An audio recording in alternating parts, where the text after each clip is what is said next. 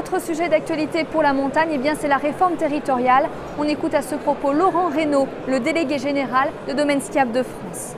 Il y a une idée largement répandue qui veut que le millefeuille français doit être simplifié. Il y a aussi un impératif de recherche d'économie publique, chacun le sait.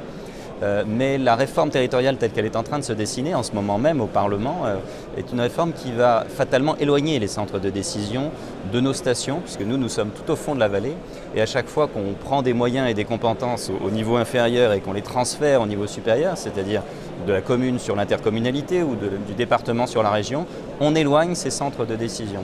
Or, notre expérience, c'est que plus on va loin, quand on va à Paris, quand on va à Bruxelles ou quand on va à Lyon, Marseille ou à Toulouse, la perception que les collectivités peuvent avoir des enjeux territoriaux forts que connaissent les stations qui sont tout au bout des vallées, cette perception est de plus en plus diffuse à mesure qu'on s'éloigne. Et l'éloignement des centres de décision est quelque chose qui nous fait peur parce que les stations, notamment les stations moyennes, sont confrontées à des enjeux absolument majeurs en termes d'investissement, en termes de renouvellement de leur attractivité et de recherche d'une nouvelle clientèle. Elles ne peuvent pas se passer du soutien des collectivités. Et aujourd'hui, le département est certainement la collectivité qui est la plus proche des stations de montagne. Il n'en est pas de même, malheureusement, des régions d'une façon générale.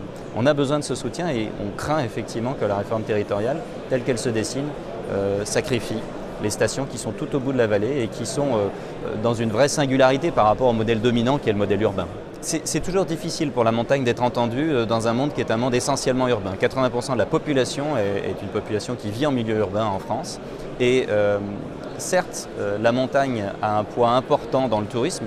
Si je prends la région Rhône-Alpes par exemple, la moitié du tourisme de Rhône-Alpes, c'est les stations, d'accord ?